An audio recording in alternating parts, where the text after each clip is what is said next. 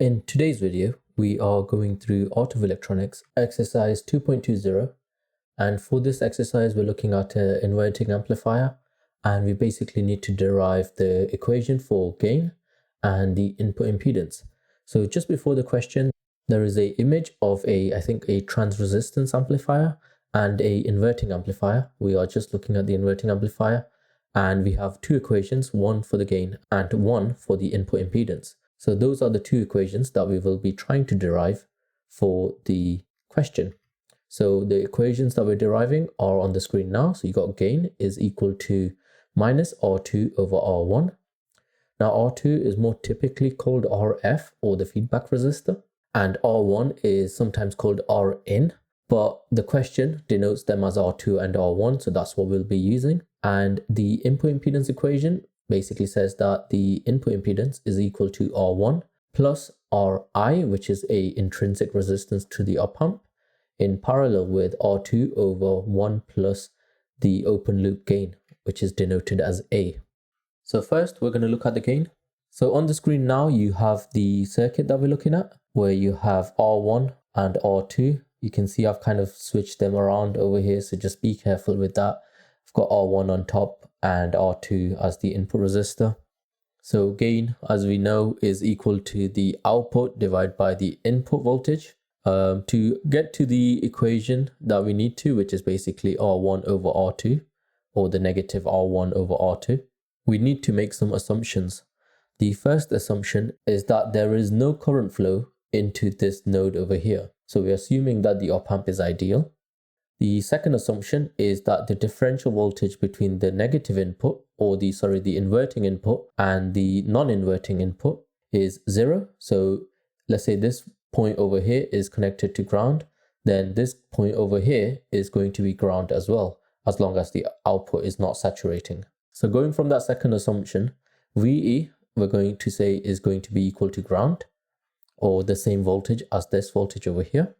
The current through R2, which is this resistor over here, is going to be equal to the input voltage minus the voltage at this node, which is the inverting input.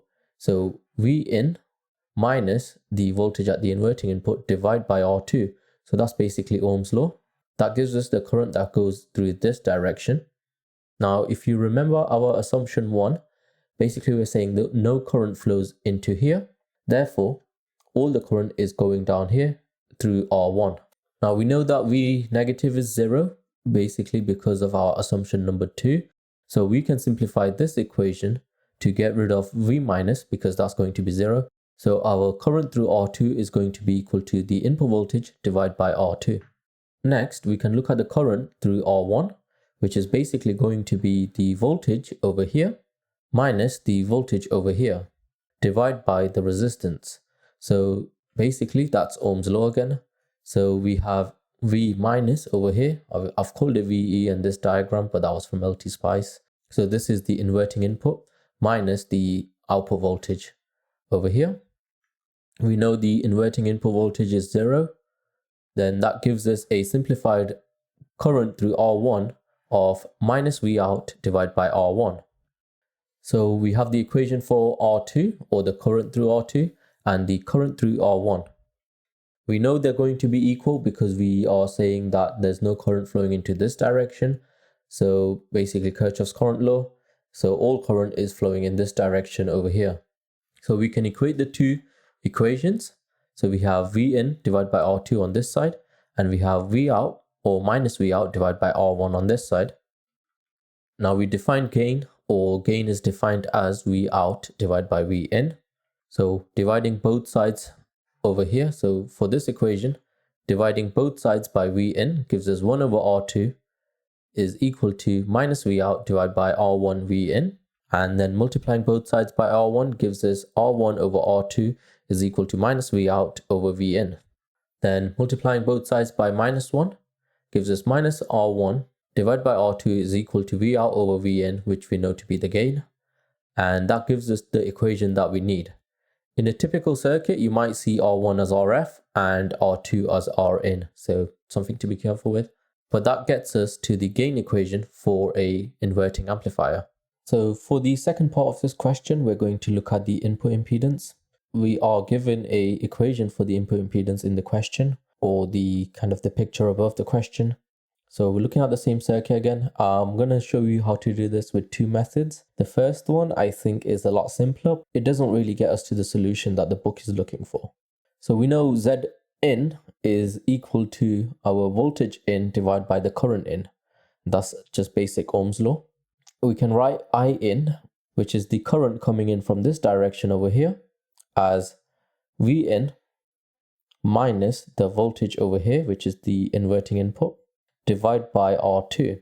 We know that V minus is 0 because of this junction over here and our assumption number 2. We can write I in as equal to V in divided by R2. And then if we are basically replace or place this equation into over here, where we replace the I in with V in divided by R2, we get V in divided by V in, basically in brackets, V in divided by R2 is equal to R2. Basically what we're doing is simplifying this, so R2 goes on top, V in divided by V in cancels out, so we're left with R2.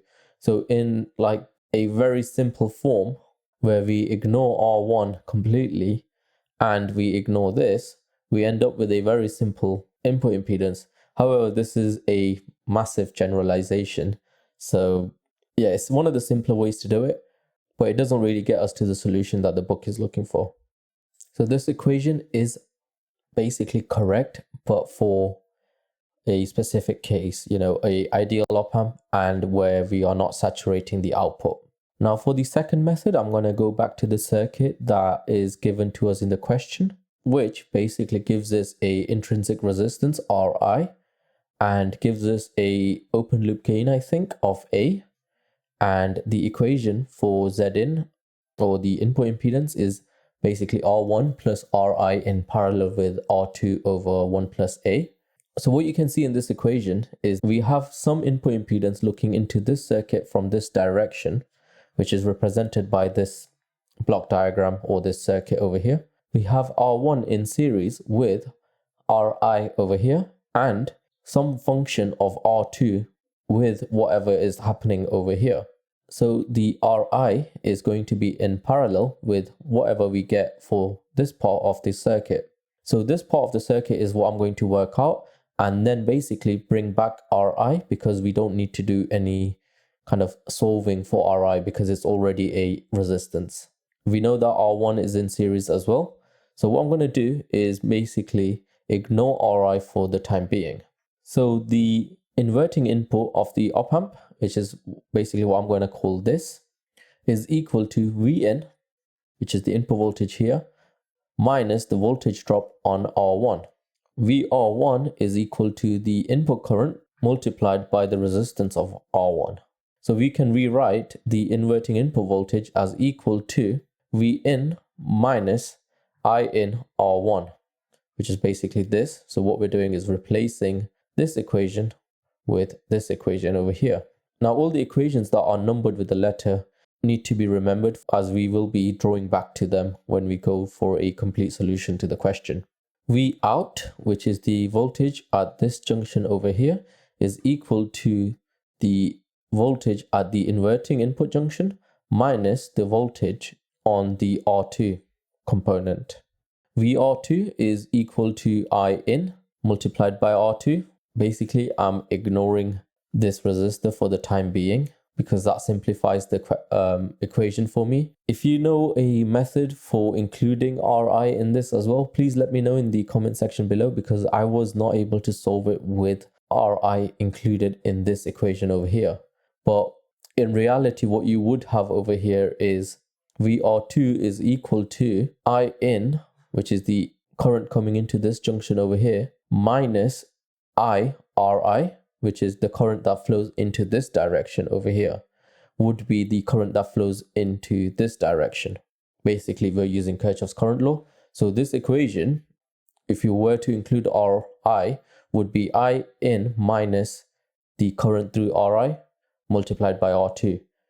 But I wasn't able to solve that equation, so basically I've ignored it, and I think we still get to the right solution anyway, just because of the assumption that I made before, where I'm basically excluding all of this and assuming that it's going in parallel with all of that, because we already have a resistance terms for Ri. So this solution might not be 100% accurate, but I think it's close. The output voltage, we can basically rewrite VR2 with this equation over here, which gives us the inverting input voltage minus I in R2. Something that we're given in the book is that the open loop gain is equal to V out divided by V plus, which is the voltage at the non-inverting input, minus the voltage at the inverting input. However, the non-inverting input is connected to ground, so we can ignore that and we have a minus sign on there. We rearrange that equation to give us V out is equal to minus the open loop gain times the voltage at the inverting input. Now we combine 2 and 3 and that gives us this equation over here. So basically we have replaced V out with this, and obviously we have the equation from our equation number 2 previously. Now we can just rearrange this to get this over here, where we are moving V in to the other side and we're factorizing with V minus. Multiplying both sides by -1 gives us basically this equation over here, where we have the inverting input voltage, and in brackets we have 1 plus A is equal to I in R2. And rearranging that to get the inverting input node voltage, we get I in R2 divided by 1 plus A. So we have basically just moved this part of the equation down here. Now what we're going to do is sub equation 1 into equation 4. So we are replacing the inverting input voltage with this, which is our equation 1. And basically this remains the same from this equation over here. Now this equation is just brought in from the previous slide. We are rearranging to take this to the other side, so we get a positive sign. We are taking the I in outside and basically rearranging the equation again. Then taking the I in to the other side gives us our input resistance that we need. So the input resistance is equal to R1 plus R2 over 1 plus A. Now, if you look at this equation, you can see that it's very similar to what we're looking at, except for the Ri bit. Now, what we said at the beginning was that Ri is in parallel with some function of R2, which is what we have over here, and which is what we have over here. And R1 was always going to be in series, as that's connected in series with both of these components over here. So basically what I'm doing is just rewriting the equation with an assumption that Ri is in series and it's not having a significant effect on the current that's flowing in this direction. However, I think there might be a better solution to this. So if you do know it, or if you know how to work this out properly, please let me know in the comment section below. I'll basically make another video to kind of clarify how to do that. I think the equation that we have got to over here is a pretty good one. Basically, if you look at the simple equation that I did right at the beginning, which was just Rin is equal to R1, well, that's accurate enough because your open loop gain, A over here, is going to be massive. So this is going to be a really big number over here. We're going to divide R2 by a really large number. So the plus this part of the equation is going to be tiny. So we basically, our input resistance is equal to R1 anyway. So the equation we had at the beginning is close enough. But this is the solution, or close enough to a solution that the book is asking for. If you can help me out with a proper solution, that would be much appreciated. So that solves both part of the questions that we need to for the exercise 2.20. Thank you for watching today. Don't forget to like, comment and share this video. If you want to subscribe, that'd be great as well. Bye for now.